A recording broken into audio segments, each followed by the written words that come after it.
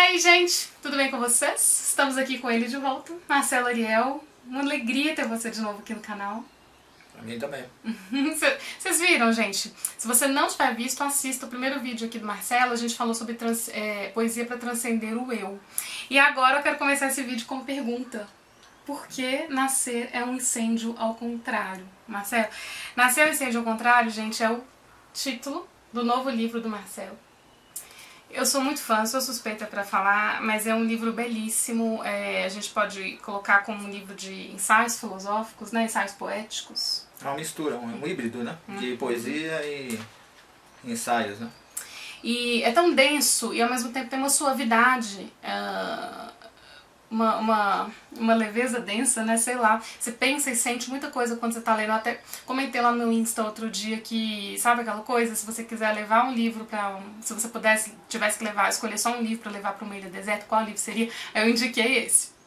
Nascer é um incêndio ao contrário. Mas acho que é uma bela maneira da gente começar, né? Você falando por quê? Por que esse título e por quê? Como assim nascer é um incêndio ao contrário? Bom, primeiro a pessoa não precisa ir para uma ilha deserta, porque quando a pessoa, nós já somos uma ilha deserta, cada um de nós é uma ilha deserta já, que tem que ser povoada pelo mundo, né, pelo outro, né? E não sei, eu não vou explicar, né, porque não se explica, né, é um título, você tem que sentir, né, cada palavra, né? Nascer é um processo, as pessoas deviam pensar, tem muito medo de nascer, as pessoas têm medo de nascer no fundo, né? Porque nascer é um processo longo e difícil, né? Morrer parece ser uma coisa fácil. Então o centro da vida não é morrer, né? Como acontece agora nessa pandemia, que a morte se aproxima do nosso cotidiano, da nossa esfera íntima, com pensamento, né? Como uma questão muito próxima, como beber água, por exemplo, aí o morrer aparece, que o morrer sempre é colocado em um plano assim, distante. Só que nascer deveria estar no lugar de morrer, né? A gente deveria colocar como uma destinação, um processo central da vida, inevitável, ao mesmo tempo gracioso e trágico, né? Nascer. Porque nascer dura a vida toda, é um processo muito difícil nascer. Porque para nascer a pessoa tem que criar a si mesma e criar coisas. Tem como nascer sem dor? Nascer é a criação, nascer é a poesis, né? Uhum. É o fazer, é como a vida se faz. A vida se faz se você nascer. E você nasce se você cria a si mesmo e se você cria coisas. Porque a vida em si, se você não faz algo dela, ela não é nada. Perfeito. Então a vida é uma espécie de energia em que você cria também um lugar, em que você dentro dela precisa criar a si, ou seja, nascer e criar coisas. Ou seja, deixar de ser uma ilha deserta, né? E são textos muito densos, eu acho, porque eles foram sendo reescritos, né? Na medida do tempo. Duas coisas interessantes: a revisitação, né, do que você pensa, nunca considerar como definitivo o que você pensou antes, né? Não ficar preso a conceitos que não se revisitam e se reconstrói e desconstroem, né? Isso é uma coisa importante para criar a si também. Esse livro é um processo de revisitação de tudo que foi pensado nesses 30 anos aí, né? Que estou dentro dessa energia, né? Chamada Viver. E é muito difícil gravar vídeos sobre livros, porque o processo de ler um livro dentro dessa ilha deserta que cada um de nós nos tornamos, né? O que aconteceu foi que havia falsas pontes, né? Falsas pontes formando um falso arquipélago. E aí a pandemia quebrou essas pontes aí, né? Entrou água e as pontes foram inundadas, né? Vamos dizer assim. E cada um se viu num confinamento, né? Ou seja, fechado no seu próprio mundo. Mas na verdade, todo mundo vive em confinamento, né? Convivendo com seus pensamentos e com o seu eu o tempo todo. E nos intervalos assim, muito, vamos dizer assim, calculados, né? Ouve o outro. Mas não basta ouvir o outro, né? É preciso se abrir para o outro, né? Para outro, né?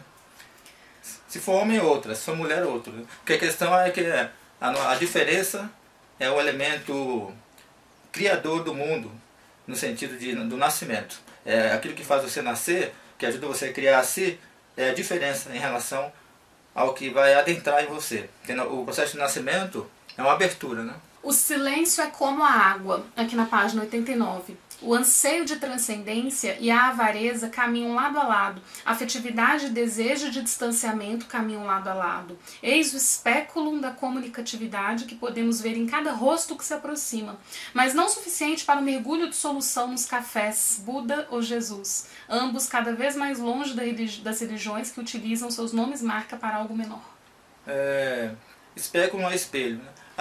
O que eu estou querendo dizer aí é que nossas relações, nossos encontros, a pessoa tem que escolher se ela vai viver uma vida de relações ou uma vida de encontros. Se vai produzir bons encontros, transformar maus encontros em bons encontros, se direcionar para a criação de bons encontros, que é um processo importante para nascer, você vai viver em relação, havendo sempre essa distância no meio, que é importante, né? A gente tem que sair dessa vida de relação para a vida do encontro.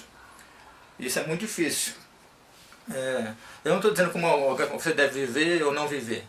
Eu estou colocando assim, a partir de uma fala que não tem o eu como centro, dizendo assim, o nós, entendeu? A comunidade que nós somos, a comum imunidade que nós somos, porque uma coisa é a relação, a vida em relação, viver juntos. A outra é a vida em comunhão, né? A vida dos bons encontros, que é a união, viver em comunhão, né? Processo de união. A união é uma abertura. É uma abertura em que uns entram nos outros, né? As pessoas se atravessam mutuamente e aí a diferença é colocada como algo que complementa você. Nada está em oposição, tudo está em um processo de complementação. Entendeu? A não ser aquela coisa fechada, que vai ser cercada de tantas energias abertas, né? Como um capim cercado de um campos de flores, né? Que vai ser obrigado um dia a se abrir também como um processo de nascimento. Ou morre por si mesma, né? Do fechamento contínuo. Como acontece com a política, por exemplo. Que precisa se abrir para a rua, né? Precisa se abrir para as diferenças radicais. Né? E claro que nós não temos nada com o poder. Nosso poder é o poder de amar, né? E de se comunicar. Então, comunicação é o primeiro processo para haver comunhão. Por isso que as palavras têm a mesma raiz, né? Então esse texto fala disso. Agora,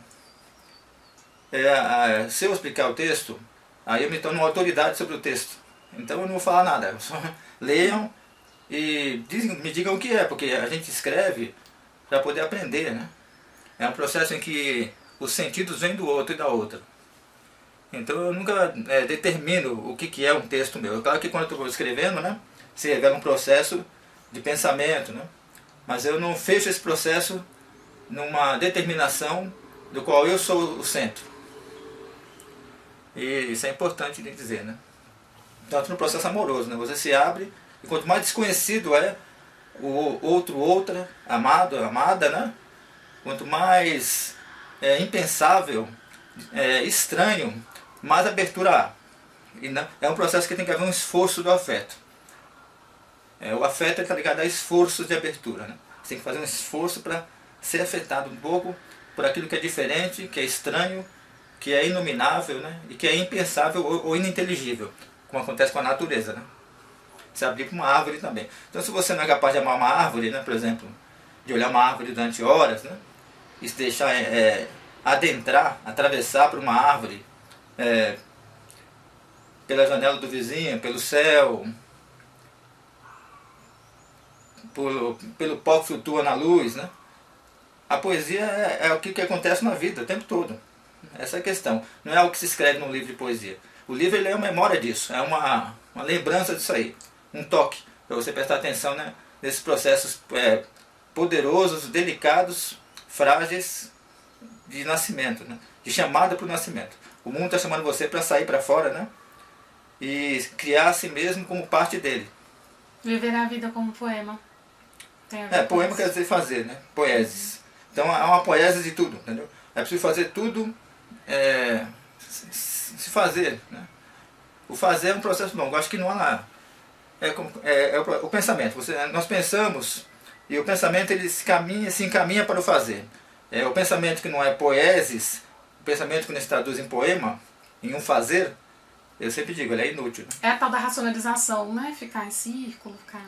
A racionalização é prender o pensamento dentro de uma categoria, né? De uma fantasia de organização, né? Em que ele fica preso nas palavras.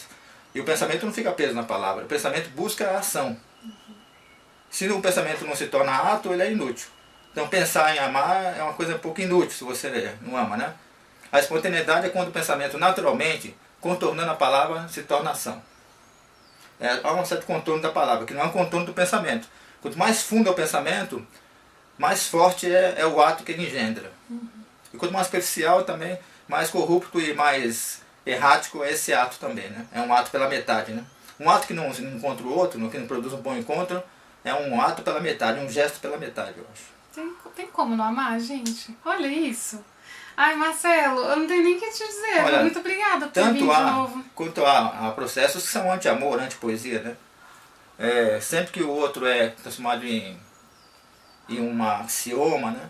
Em um conceito, e como se fosse um óculos, uma venda, né? Com um desenho dentro dela, quando se diz assim, é isso, você é aquilo, eu sei quem é você, quando entra o processo de cortar os fios que criam essa abertura, né? Desconfiar, né? Desconfiar é bom desconfiar de si, desconfiar de um conceito, Definir é desconfiar matar, né, das de certa ideias forma. que você carrega a vida toda, né? Definir é matar, de certa forma. Sim. Definir, o nome já diz, né? Definir, dar um fim, né? Marcelo, obrigada.